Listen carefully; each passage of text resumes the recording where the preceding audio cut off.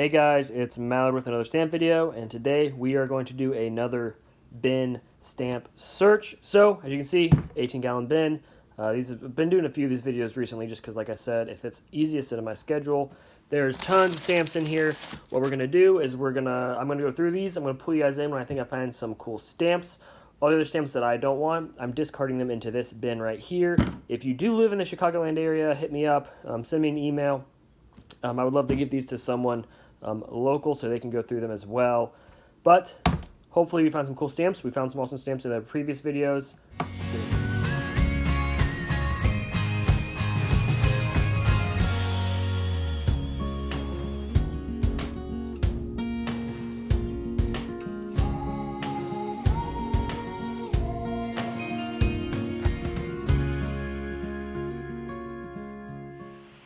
We are back with our first little lot here. And like I said in my previous video, all these scratches on this table are from my dog. He likes to jump up here and just sit up here. So if that's distracting, I apologize. We'll go over here. I have a glassine envelope full of stamps with this overprint, French stamps.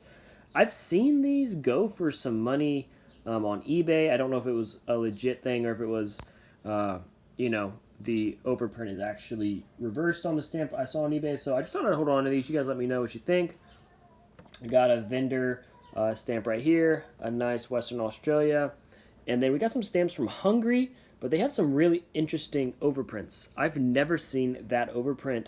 A lot of these stamps in here have, different overprints. They're not all the same, but this one seemed kind of unique when I was going through it, so I thought I'd just keep this glassine envelope for later. If you guys have any info on this overprint, please let me know.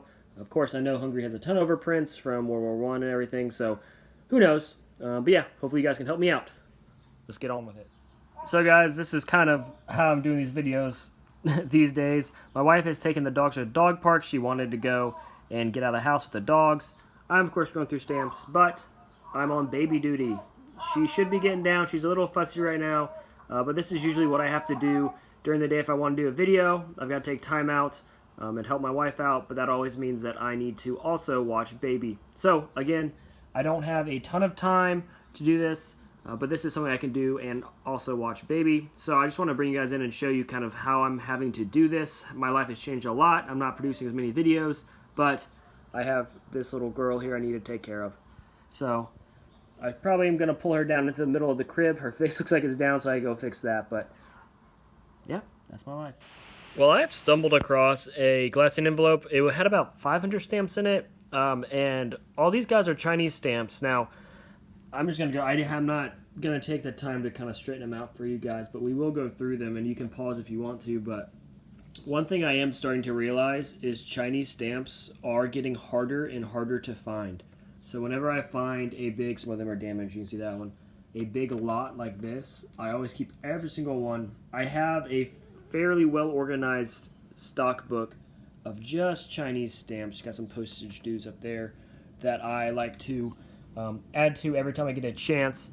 I've talked to a few people at stamp events, and they're like, yeah, I mean, my Chinese stamps, if I ever get them, they're usually gone. That's because they say the Chinese people also collect stamps, just like us Americans, we collect stamps. And normally when you start collecting U.S., you obviously start with U.S. stamps. That's probably about 99% of people that start collecting stamps because our grandparents or our dad or our mom collected stamps in the United States, and we get their collections. And I'm sure it's the same way over in China. So a lot of Chinese people that come to the events, the stamp shows, and they just buy all the Chinese stamps they have because they want to take them back and add to their collections back in China.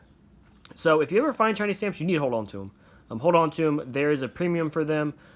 They are being sold slightly higher than normal. Of course, unless you have some coiling dragons, they're not going to go for the catalog value, but they still are higher than usually the 10% or 20% of the catalog value.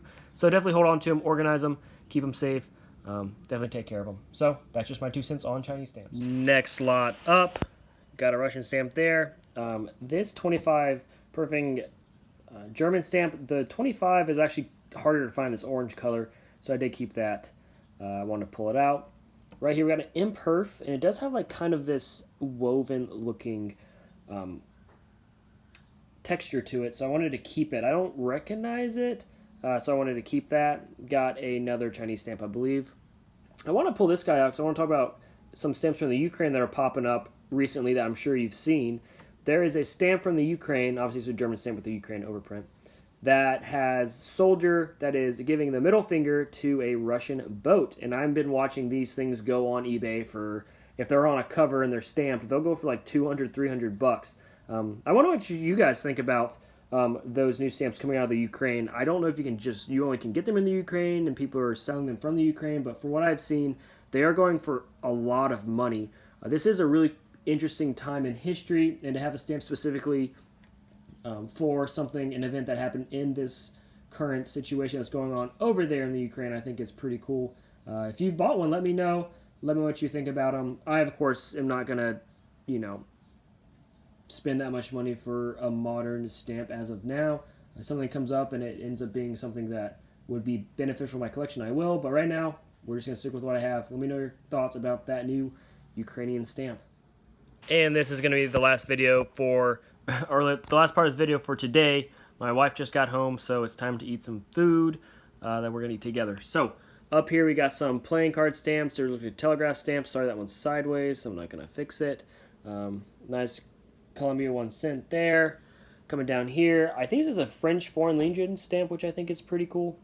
I just listened to a podcast of a guy who actually served in the French Foreign Legion, so I thought it was cool. I'm going to pull it out. Nice block of Bulgaria. 2 Netherlands Indonesia stamps that are from the 1800s. Pretty cool to find. And last but not least, I think this is a Chinese stamp. And I thought it's cool because it's a mailbox and they're sending mail. So you need stamps to send mail. So I thought this was a pretty cool stamp to end on. But yeah, guys, I've got a lot of work up here with these Chinese stamps, but it'll be fun. And as always, I appreciate y'all. Thank y'all for watching.